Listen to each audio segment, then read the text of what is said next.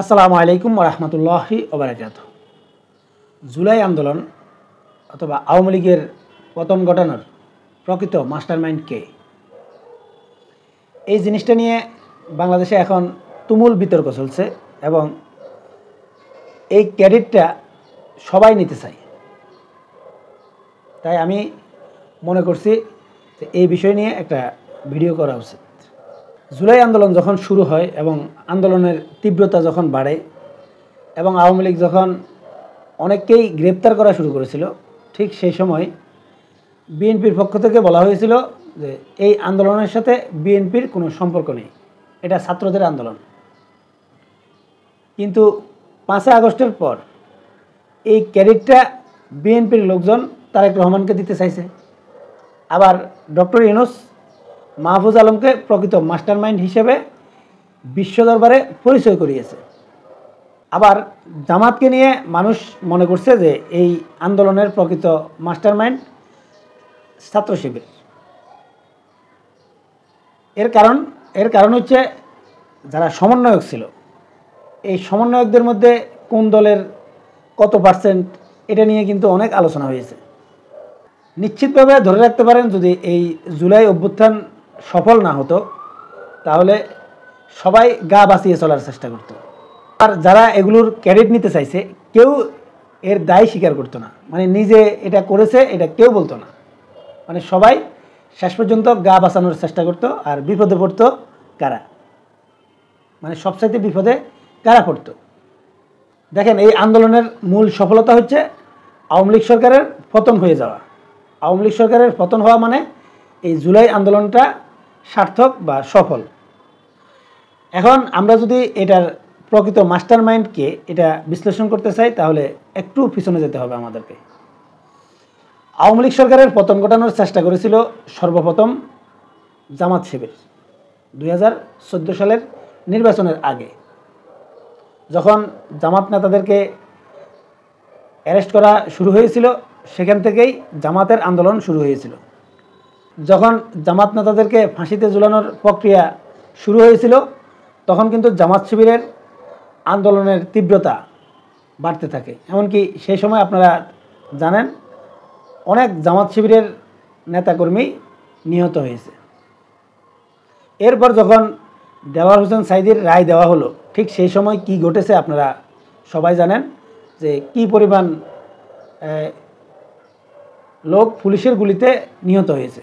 এবং সেই সময় আন্দোলনের তীব্রতা এত বেশি তৈরি করেছিল জামাত শিবির যে মনে হচ্ছিল যে আওয়ামী লীগ সরকারের পতন হতে যাচ্ছে। কিন্তু শেষমেশ আমেরিকার মধ্যস্থতায় এবং বিএনপির ক্ষমতার লোভে সেই আন্দোলন ব্যর্থ হয়ে আমেরিকার মধ্যস্থতায় একটা সমঝোতা হয় যে আওয়ামী লীগ এখন সরকার গঠন করবে এবং তারা পরবর্তীতে সংসদ ভেঙে দিয়ে আবার তত্ত্বাবধায়ক সরকারের অধীনে নির্বাচন দেবে। কিন্তু শেষ পর্যন্ত সেই কাজ আর হয়নি। এমনকি সেই সময় জামাত শিবির যেভাবে রাস্তায় নেমেছিল, তখন যদি বিএনপি শুধু মাঠে নামতো, মোটামুটি অর্ধেক শক্তি নিয়েও যদি মাঠে নামতো, সেই সময় আওয়ামী লীগের পতন হয়ে গিয়েছিল। কিন্তু সেই আন্দোলন ব্যর্থ হওয়ার পর আওয়ামী লীগ আরও বেশি শক্তিশালী হয় এবং এরপর থেকে আওয়ামী লীগ নিশ্চিত হয়ে গিয়েছিল যে যদি আওয়ামী লীগকে আন্দোলনের মাধ্যমে পতন করানো হয় তাহলে সেটা জামাত শিবিরের মাধ্যমেই আওয়ামী লীগের পতন হতে পারে। যেহেতু আওয়ামী লীগ একটা নির্দিষ্ট পরিকল্পনা মাফিক এগুচ্ছিল, তাদের পরিকল্পনায় বাধা হতে পারে জামাত শিবির। আর এই কারণে জামাত শিবিরের উপর নেমে আসে নির্মম নির্যাতন। এবং আপনারা জানেন যে তখন জামাতের চাইতে ছাত্র শিবিরের উপর আওয়ামী লীগের ক্ষোভ জেড়েছিল। এমনকি এই যে ছাত্র শিবিরের নেতাদেরকে ধরে কি পরিমাণ উত্তম মাধ্যম দিয়েছে এবং কীরকম নির্যাতন করেছে সেটা আপনাদেরকে বলার প্রয়োজনে নেই। ছাত্র শিবির সভাপতি দেলোয়ারকে সম্পূর্ণরূপে পঙ্গু করে দিয়েছে। বলতে পারেন তাকে জামাত শিবিরের লোক জীবন্ত শহীদ বলে। তার বহু সমস্যা তৈরি হয়েছে এবং এই সমস্যাগুলো সবগুলোই কিন্তু নির্যাতনের কারণে। কিন্তু পরবর্তীতে জামাত আন্দোলন থেকে সরে গিয়ে তারা নিজেদেরকে দাওয়াতি কাজে ব্যস্ত রাখার সিদ্ধান্ত নেয় এবং তারা গোপনে রাজনীতি করা শুরু করে, সম্পূর্ণরূপে আন্ডারগ্রাউন্ড হয়ে যায়। এরপর শাহবাগে যেই বামপন্থী মানা ছাত্ররা বা ইমরান এইচ সরকারের নেতৃত্বে এই জামাত নেতাদেরকে ফাঁসি দেওয়া হয়েছিল বা তাদের উস্কানিতে তাদের আন্দোলনের দাবির মাধ্যমে যখন জামাত নেতাদেরকে ফাঁসিতে ঝুলানো হয়েছিল, ঠিক সেই সময় এইসব শাহবাগীরা নিজেদেরকে বাংলাদেশের সবচাইতে বৃহৎ শক্তি মনে করেছিল এবং সেই শক্তি মনে করে তারা তাদের মূল যেই উদ্দেশ্য ইসলাম বিদ্বেষিতা সেটাই শুরু করেছিল। এবং সেটা শুরু করার পর সেটা তখন আর জামাত শিবিরের মধ্যে সীমাবদ্ধ ছিল না। তাদের উস্কানিমূলক বক্তব্য, তাদের লেখালেখি পুরো বাংলাদেশে সব ধর্মপ্রাণ মুসলমানদেরকে উত্তেজিত করে এবং সেই উত্তেজনার ফলে এই 5 মে হেফাজতের শাপলা চত্বরে হেফাজতপন্থী এবং ইসলামপন্থী সব মানুষ সেখানে জড়ো হয় এবং সেখানে জামাত শিবিরও উপস্থিত হয়। এবং বাংলাদেশে অনেকেই ধারণা করেছিল যে পরিমাণ লোক এই শাপলা চত্বরে জড়ো হয়েছিল যে আওয়ামী লীগ সরকারের পতন তখনই হয়ে যেতে পারে। এমনকি সেই সময় খালেদা জিয়া বিএনপিকে এই হেফাজতের নেতাকর্মীদের পাশে থাকতে বলেছিল, কিন্তু বাস্তব সত্য হচ্ছে যে বিএনপি এই হেফাজতে ইসলামের সেই ছাত্রদের পাশে দাঁড়ায়নি বা খালেদা জিয়ার কথাও শুনেনি। পক্ষান্তরে এই শাপলা চত্বরের যে ট্র্যাজেডি এটা সংগঠিত হয় এবং আওয়ামী লীগের পতনের সেই আন্দোলনটাও সম্পূর্ণরূপে ব্যর্থ হয়ে যায়। বিএনপি সব সময় অন্যের কাঁধে ভর করে চলার চেষ্টা করত। হেফাজত এবং জামাত আন্দোলন করবে আর সেই আন্দোলনের ফসল গড়ে তুলবে বিএনপি সেই অপেক্ষায় ছিল, কিন্তু জামাত পরিপূর্ণভাবে কৌশলী দলে পরিণত হয়ে গিয়েছিল এবং হেফাজতে ইসলামও মোটামুটি ঠান্ডা হয়ে গিয়েছিল হেফাজতের নেতাদেরকে অ্যারেস্ট করার মাধ্যমে। সব মিলিয়ে বিএনপি সর্বশেষ এটাই ভেবেছিল যে আওয়ামী লীগকে পতন করাতে তারা ভারতের সহযোগিতা নেবে। এখন ভারতের সহযোগিতা নিতে গেলে জামাতের সাথে তাদের সম্পর্ক দূর করতে হবে। নিশ্চিতভাবে ভারত সেরকম কোনো শর্ত দিয়েছিল। তাই আপনারা দেখেছেন যে বিএনপির সাথে জামাতের সম্পর্ক নেই, এটা বোঝানোর চেষ্টা করেছিল বিএনপি নেতারা বিভিন্ন বক্তব্য বিবৃতির মাধ্যমে। মানে বিএনপি এটা বোঝানোর চেষ্টা করেছিল যে আমাদের সাথে জামাতের কোনো সম্পর্ক নেই এবং যেই জোটটা ছিল সেই জোটটাও বিএনপি অস্বীকার করা শুরু করেছিল। বিএনপির তখন আন্দোলনের ভাষা ছিল শুধুমাত্র সমাবেশ। তারা সমাবেশের ডাক দিয়েছে, মানুষ বহু কষ্ট করে বহু জায়গা থেকে কেউ সিরা মুড়ি নিয়ে এসে দেখে কি যে বিএনপি নেতারা একটা ভাষণ দিল, ভাষণ দেওয়ার পর তারা একটা কর্মসূচি দিল, এই কর্মসূচিতেই শেষ।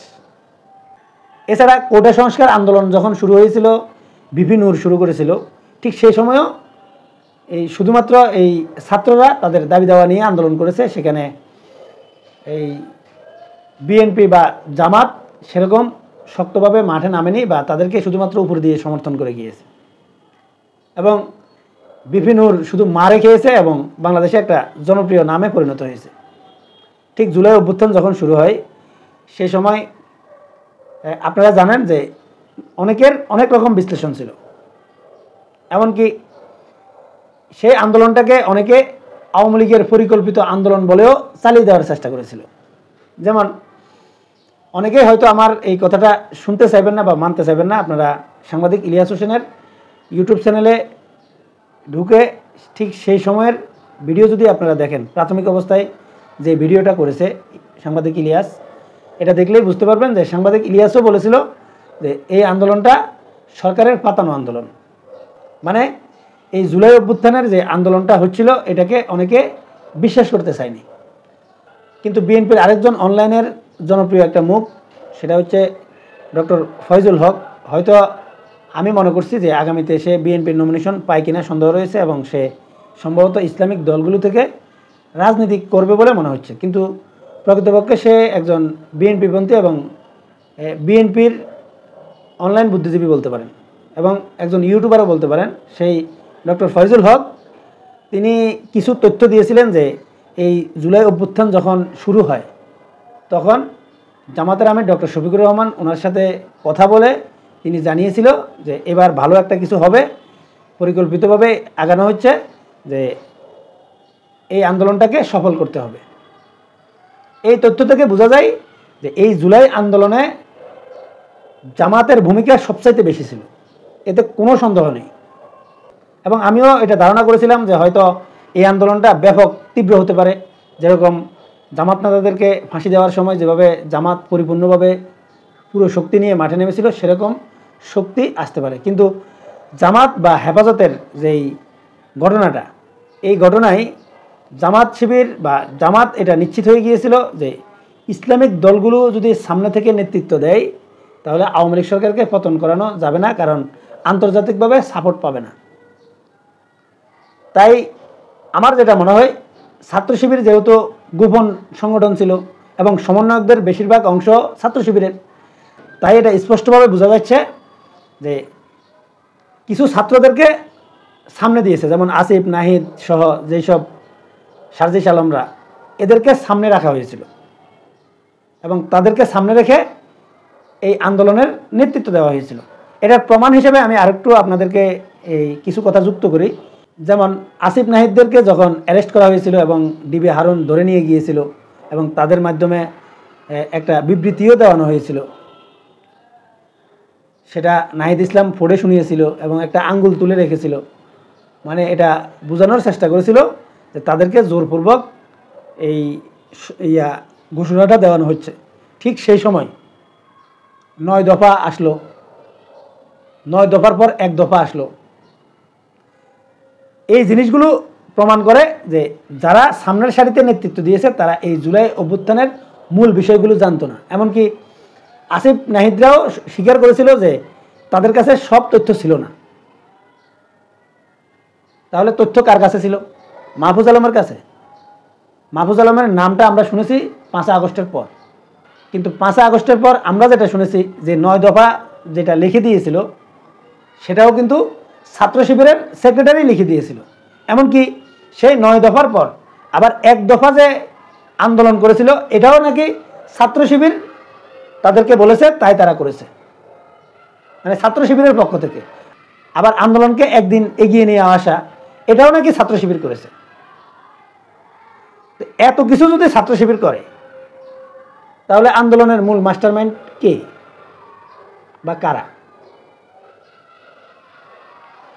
এখন অনেকেই বলতে পারেন যে এই মাস্টারমাইন্ডকে, এটা নিয়ে তো আসলে দ্বন্দ্ব আছেই। তার মধ্যে আপনারা দেখছেন যে এখন জুলাই সনদ নিয়েও মারাত্মক দ্বন্দ্ব। 5 আগস্টের পর রেজভী সাহেবের বক্তব্য যদি শুনেন বা বিএনপি নেতাদের বক্তব্যগুলো যদি শুনেন তাহলে যেটা মনে হবে, আর বর্তমান সময়ে বিএনপি নেতাদের বক্তব্য শুনলে মনে হবে যে সব কিছু বিএনপি করেছে আর বিএনপি সব কিছুর হকদার, আর কেউ হকদার না। বাস্তব সত্য হচ্ছে যে বিএনপি অন্যকে প্রশংসা করতেও কার্পণ্যবোধ করছে, মানে এখানে মারাত্মকভাবে হীনমন্যতার পরিচয় দিচ্ছে। এখানে জুলাই আন্দোলনে এই কার ভূমিকা কতটুকু এটা তো বড় বিষয় না, বড় বিষয় হচ্ছে বিএনপি এবং জামাতের জন্য এই আন্দোলন সবচাইতে উপকারী হয়েছে বা উপকার হয়েছে বলতে পারেন। বিএনপির জন্য কি? বিএনপির জন্য এই যে বিএনপি ক্ষমতায় যাওয়ার স্বপ্ন দেখতেছে, 250, 280 বিএনপির নেতারা যেরকম বলছে বা বিএনপির সমর্থকরা যেটা বলছে, এই স্বপ্নটা দেখতেছে এই জুলাই অভ্যুত্থান সার্থক হওয়ার জন্য। আর জামাতের যে অবস্থা ছিল, তারা নিজেরা কি অবস্থায় ছিল, কোন করুণ অবস্থায় ছিল, সেটা এই জামাতের সাথে 5 আগস্টের আগে যাদের মোটামুটি সম্পর্ক ছিল বা যারা জামাত করেছিল, যারা জামাতের বিভিন্ন এই বৈঠকগুলোতে গিয়েছিল, তারাই জানে যে জামাত কতটা বিপদগ্রস্ত ছিল। তারা এক জায়গায় বসে চাও খেতে পারতো না, কোনো জায়গায় হোটেলে বসে তারা নাস্তাও খেতে পারেনি, মানে তাদের এমন অবস্থা ছিল। তাহলে এই জুলাই অভ্যুত্থানে সবচাইতে লাভবান বিএনপি এবং জামাত, কিন্তু জামাত এই ছাত্র সমন্বয়কদেরকে সম্মান দিতে কার্পণ্যবোধ করেনি, এখনও করছে না। আমি এই পর্যন্ত এখনও দেখিনি যে জামাত এই জুলাই অভ্যুত্থানের ক্রেডিট নেওয়ার জন্য তারা অতিরঞ্জিত কোনো বক্তব্য দিয়েছে। তারা সবসময় এই নাহিদ ইসলাম, আসিফদেরকে এই সম্মান করে যাচ্ছে, এখনও করছে বলে আমি মনে করি, কিন্তু বিএনপি সেটা পারছে না। আবার এই ছাত্র সমন্বয়করা যদি মনে করে যে শুধুমাত্র তাদের ক্রেডিটে, তাদের এই 36 দিনেই এই আন্দোলন সফল হয়েছে, এটাও কিন্তু তাদের ভুল ধারণা। যেমন এই জুলাই আন্দোলন সংগঠিত হয়েছে বা সার্থক হয়েছে শুধুমাত্র সাধারণ মানুষের আবেগ এবং তাদের সহযোগিতার কারণে। মানে এই আসিফ নাহিদদের পাশে সাধারণ মানুষ চলে গিয়েছিল, এটা কিন্তু একদিনে তৈরি হয়নি। যেমন জামাত তাদের সর্বশক্তি নিয়োগ করেছে, বিএনপিও সরাসরি না করলেও বিএনপির প্রচুর লোক তারা অঘোষিতভাবে সেখানে যুক্ত হয়েছে। কারণ বিগত 16 বছরে বিএনপির উপর যে নির্যাতনগুলো হয়েছে, বিএনপি নেতাদের উপরে যে নির্যাতনগুলো হয়েছে, এটা তারা বিএনপির ঘোষণা ছাড়া তারা কিন্তু মাঠে নেমেছে। বিএনপি ন্যূনতম কোনো ঘোষণা দেয়নি, এটা প্রমাণ করতে পারবে না বিএনপির কোনো লোক যে তারেক রহমান ঘোষণা দিয়েছে। যদি সেটা দিত, বিএনপির মধ্যে যে পরিমাণ আওয়ামী লীগের সর ছিল, আওয়ামী লীগের কাছে সেই খবরটা চলে যেত। বিএনপির যারা এই আন্দোলনে যুক্ত হয়েছে তারা অঘোষিত, কিন্তু জামাতেরগুলো ঘোষিত। কারণ জামাত আন্ডারগ্রাউন্ড রাজনীতি করছিল, এবং আমি অন্তত জানি যে তাদের মূল মাধ্যমটা কী ছিল। তারা এই যে অনলাইনে যেসব মিটিংগুলো করতো, আজকে এই চ্যানেল করে এই চ্যানেলে করতো, কালকে আবার অন্য চ্যানেল করতো। এই চ্যানেলের লিঙ্কগুলো এই হোয়াটসঅ্যাপের মাধ্যমে আলাদা আলাদা দেওয়া হতো, এবং সেই চ্যানেলটা এরপরে ব্যানিশ করে দিত কে এই চ্যানেলে ঢুকেছে, কার সাথে কথা হয়েছে, আর পরবর্তীতে সরকার যাতে খুঁজে বের করতে না পারে। মানে এতটা সতর্কভাবে তারা কাজ করেছে, তাই তারা সেটার মাধ্যমে রাস্তায় নেমেছে, কিন্তু বিএনপি পারেনি। এই প্রেক্ষাপটটা তৈরি হয়েছে সেই দেলোয়ার হোসেন সাঈদীর রায় থেকে শুরু করে শাপলা চত্বরের ট্র্যাজেডি এবং বিএনপি নেতাদের উপরে যে জুলুম নির্যাতন, এই সব কিছুই কিন্তু মানুষকে আওয়ামী লীগের প্রতি যে বিরক্তটা করেছিল, বা আওয়ামী লীগের প্রতি মানুষ যে বিরক্তিটা হয়েছিল, এটার প্রেক্ষাপট কিন্তু 36 দিনে তৈরি হয়নি। তাই সব ক্যারেট আবার ছাত্র সমন্বয়করা নিয়ে নেবে, সেটাও কিন্তু উচিত না। মানে এই প্রেক্ষাপটে সবার অবদান রয়েছে, সবার, যে যেখান থেকে পেরেছে সেখান থেকে তার সর্বশক্তি দিয়ে বা তার সর্বোচ্চটা দিয়ে চেষ্টা করেছে। অনলাইনে যারা কাজ করেছে তারা মানুষের কাছে এটা প্রচার করেছে, এবং অনেকে এটাকে উজ্জীবিত করেছে। যেমন সাংবাদিক ইলিয়াস, পিনাকি, কনক সারোয়ার বা অন্যান্য আরও ইউটিউব চ্যানেলের যারা ছিল, তারাও কিন্তু অবদান রেখেছে। তাই প্রকৃত মাস্টার মাইন্ডকে এটা না খুঁজে প্রত্যেকটা দলের এটা করা উচিত যে এই যে জুলাই অভ্যুত্থানে যারা সামনে নেতৃত্ব দিয়েছে, কারণ এর আগে বিএনপি বলেন, জামাত বলেন বা অন্যান্য যাদেরকে বলেন, এরা নেতৃত্ব দিয়ে মাঠে টিকে থাকতে পারেনি, কিন্তু এই ছেলেগুলো জীবন বাজি রেখে তারা দাঁড়িয়েছিল। আর এই কারণে আমি শুধু নেতৃত্ব দেওয়ার কারণে এবং দাঁড়িয়ে থাকার কারণে এই আন্দোলনটা সফল হয়েছে। কারণ কোনো নেতা ডাক দিল এবং ডাক দিয়ে সে ঘরে ঘুমিয়ে থাকলো, তাহলে সেই আন্দোলন সফল হয় না। কিন্তু এই আন্দোলনটা সফল হয়েছে শুধু তাদের দৃঢ়তার কারণে, এবং এই কারণে আমি মনে করি বিএনপি এই আসিফ নাহিদদেরকে সর্বোচ্চ সম্মান দিয়ে কথা বলা উচিত। এবং তারা উল্টাপাল্টা যদি কোনো কথা বলেও বিএনপির বিরুদ্ধে, বিএনপি নেতাদের বিরুদ্ধে, এমনকি তারেক রহমানের বিরুদ্ধেও যদি বলে, এটা হজম করা উচিত, অবশ্যই হজম করা উচিত। কারণ হচ্ছে এই আসিফ নাহিদদের বিরোধিতা করতে পারে বা এই বিরোধিতা করার রাইট রয়েছে শুধুমাত্র আওয়ামী লীগের, কারণ তারা আওয়ামী লীগের সবচাইতে বড় ক্ষতি করেছে। অতএব বিএনপি সর্বোচ্চ উপকার পেয়েছে। তাই বিএনপি তাদের যত সমালোচনা আছে এগুলো হজম করা অবশ্যই উচিত, এবং তারপরেও তাদেরকে সর্বোচ্চ সম্মানে ভূষিত করা উচিত। কিন্তু বিএনপি নেতারা যেসব হুমকি দামকি দিচ্ছে, তাদেরকে তুচ্ছতাচ্ছিল্য করে কথা বলছে, এটা বিএনপির জন্য বা বিএনপির ভবিষ্যৎ রাজনীতির জন্য মারাত্মক হুমকি হতে পারে। সম্মানিত দর্শক, আপনারা কি মনে করেন কমেন্টসে লিখে জানাবেন। আল্লাহ হাফেজ।